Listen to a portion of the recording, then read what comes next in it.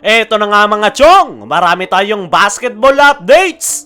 Gilas Pilipinas, bumaba sa team standings. Gilas Pilipinas, kailangan na nga bang magdagdag ng bagong players sa ating national team? Matapos nga yung sunod-sunod na talo ng Gilas Pilipinas, nauna yung kanilang pagkakatalo sa Doha Tournament kontra Lebanon at Egypt. Ngayon naman, sa FIBA Asia Cup Qualifiers ay tinalo nga sila ng Chinese Taipei. Kaya naman, maraming mga fans ang nagsasabi ngayon, kabilang na itong si Snow Badwa, na kailangan na raw magdagdag ng mga players sa Gilas pool para tapatan yung lineup na makakalaban na kupunan. Sa ngayon nga mga chong, ay problemado si Coach Team sa ating national team. Napakaraming ang injured players, gaya na lang nitong si Kai Soto na matagal-tagal mawawala dahil sa kanyang natamong ACL injury. Si Kai Soto pa naman, yung pinaka-importanting player ngayon ng Gilas Pilipinas, at talagang ramdam nga nila ang pagkakawala ng nasabing big man. Yung mga kakagaling lang sa injury ay itong sila AJ Edu at Jamie Malonzo. Pareho ngang nag-a-adjust ang dalawang yan sa sistema ni Coach Tim Cone at talagang hindi pa sila 100% healthy at wala pa nga yung kanilang game rhythm. Yung iba pa nating mga local players ay laspag na ang tuhod dahil sunod-sunod yung laro sa PBA, Japan B-League at Korea. At yan nga yung dahilan kung bakit hindi sila nararamdaman at tanging si Brownlee lang yung naasahan sa kanilang huling laro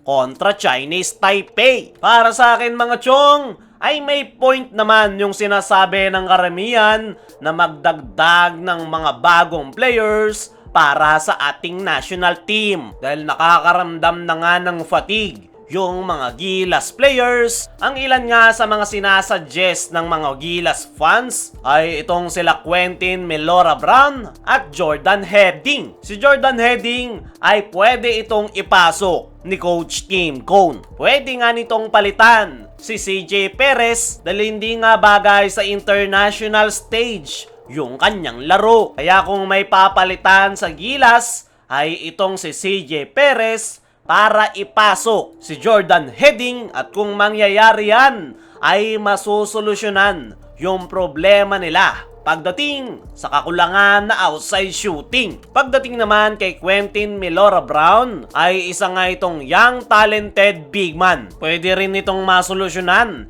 yung problema ni Coach Tim sa pagkakawala ni Kai Soto. Pero ang problema nga dito kay Quentin Melora Brown ay hindi pa rin naayos yung kanyang pagiging local player. Nabanggit na nga ng SBP nitong mga nakaraan na inaasikaso na nila yung papeles ni QMB. Ang problema, kailangan nga raw nilang i-verify yung kanyang passport before 16 dahil pinaghihinalaan nga nila ito na tampered, at yan nga yung dahilan kung bakit nade-delay ang desisyon ng FIBA kung magiging local ba si QMB.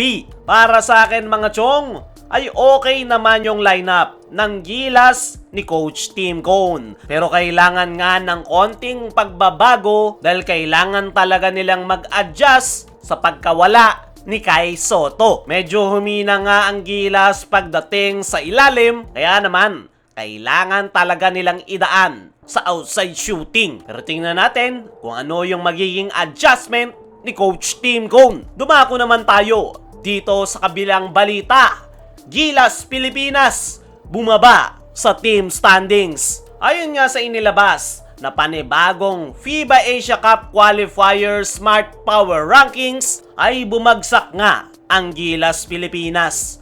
Dati nga silang number 2 sa Asia at sa panibagong rankings ay number 5 na nga sila ngayon. 3 nga yung ibinagsak ng ating national team at very concerning nga raw yung performance ng Gilas Pilipinas sa nakalipas na Doha International Cup kung saan natalo ang Gilas sa Egypt at Lebanon at muntikan pa sa Qatar. At ang pinaka-latest ay yung kanilang pagkakatalo sa Chinese Taipei. Kaya naman, napakalaki nga ng ibinagsak ng Gilas Pilipinas sa FIBA Asia Rankings. Nangunguna pa rin ang Australia, pinalitan naman ng Lebanon ang Gilas sa number 2, number 3 ang China, number 4 ang Japan, at number 5 ang Gilas Pilipinas. Para sa akin mga chong, ay malaki talaga yung problemang kinakarap ngayon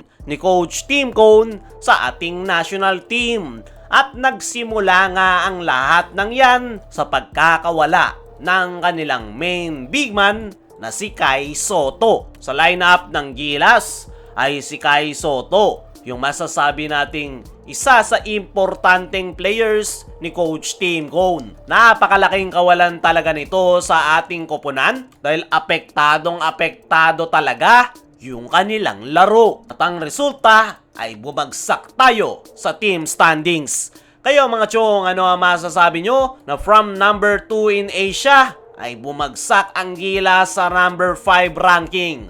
Ano rin yung masasabi nyo sa request ng karamihan na magkaroon ng konting pagbabago sa Gilas? I-comment mo lang dyan sa ibaba.